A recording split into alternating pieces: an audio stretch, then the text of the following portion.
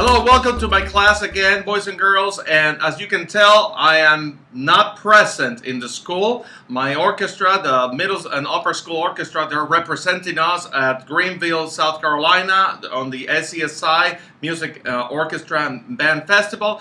But we have a lot of material to cover, and I decided to tape this class for you. And so what we're going to do today, we're going to review part of last week's lesson for the benefits of those students who were in Math Olympics.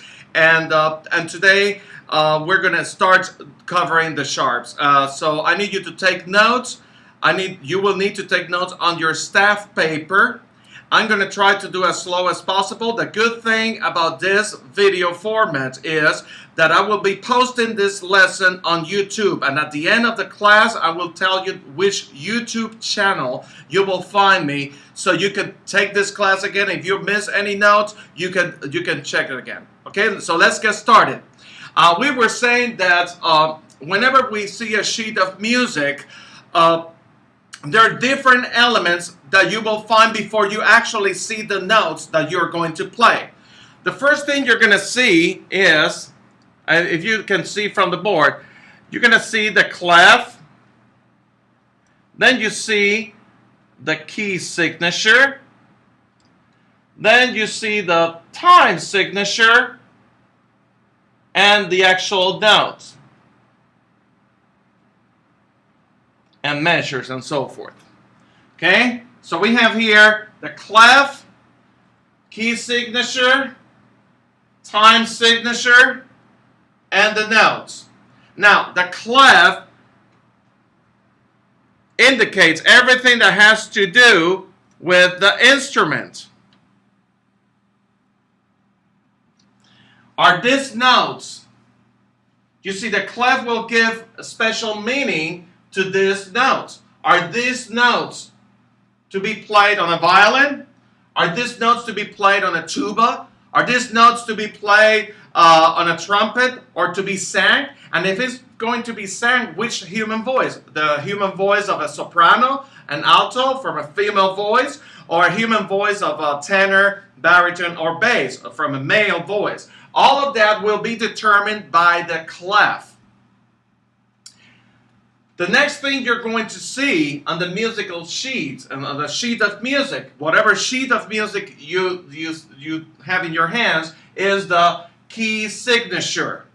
And the key signature, that is the subject that we're going to be covering in great detail on today's lesson and the next few weeks. The key signature has to do with melody. It covers the melodic aspect of the music.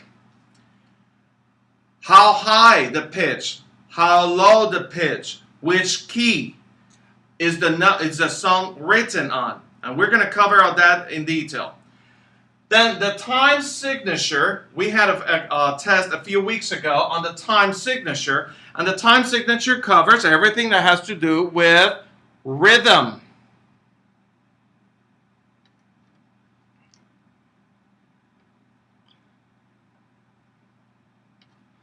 Rhythm has to do with which note receives one beat. How many beats per measure?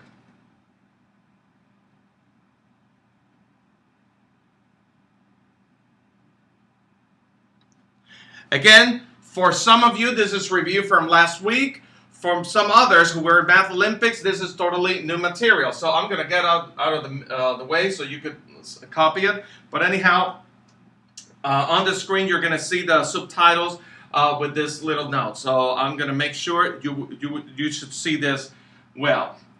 And then the time signature, and then you get to play the actual notes. But having all of these indicators in place, you know what the meaning of these notes. What is the implication on the instruments, the pitch, and so forth. Okay, so that's everything that has to do that we find in the sheet of music. Now, what we're going to cover today specifically has to do with key signature. And I'm going to zoom into the key signature. And we're going to say that key signature, there are three indicators, three symbols for key signatures. This first symbol is called a sharp. And the sharp will raise the note's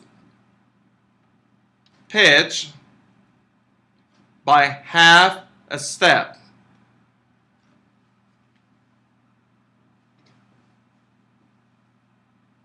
The sharp will raise the note's pitch by half a step. So suppose that we have a piano here. And I'm going to draw with my artistic talent a piano here. You got a little piano, 7 white keys.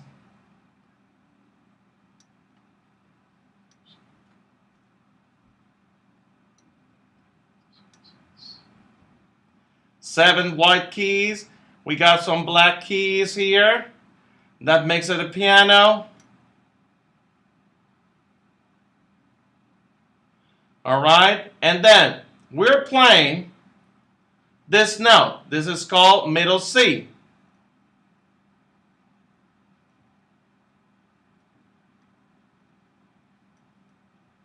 All right, middle C here.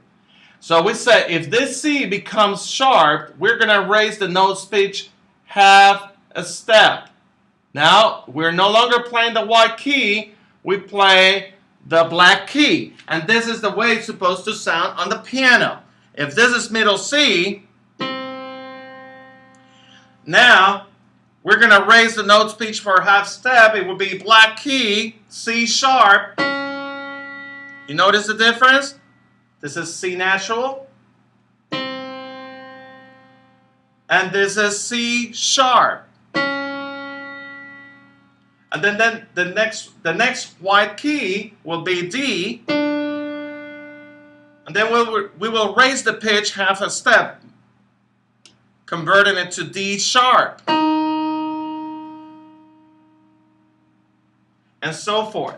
So the sharp will raise the note's pitch half a step. Now, the next symbol for key signature is called the flat. And it looks like a B. The flat. And why is it a B? Like a B? Well, it comes from the Italian word bemol. Okay? Bemol. So, the flat will lower the note's pitch by half a step. So now, suppose that we are, get out of the way. Suppose that we are playing E. And now we want to play E flat. We're going to lower the pitch half a step. Notice the difference? From E to E flat. Now you might be wondering, but Mr. Bass, didn't you just play this same black key when you were playing D sharp? Yes. Yes. D sharp and E flat sound exactly the same way. And when that happens, when you find a note that is called, their name is different but they sound the same, it is called enharmonic.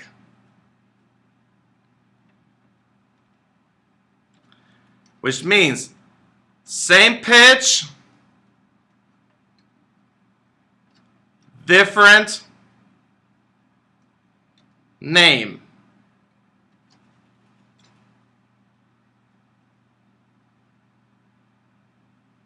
All right? Enharmonic means same pitch. You see, D sharp, sounds exactly the same way as E flat. Use the same key on the piano. So that's why this note is, there's between D sharp and E flat is enharmonic, because they sound the same, but they're called different. And there are a number of reasons why they're called different. That would be a different subject. But for now, that's the name. So the sharp will raise the nose pitch by half a step, and the flat or bemol will lower the note's pitch half a step. Now, let's move on to the third symbol on the key signature. And the third symbol on the key signature is very simple. It is called the natural note. And this is the symbol, the natural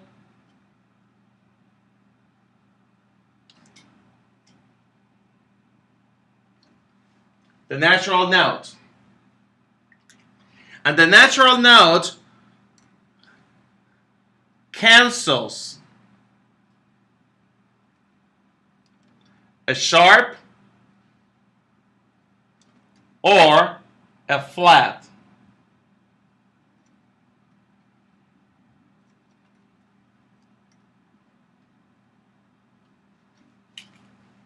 It cancels a sharp or a flat. So basically,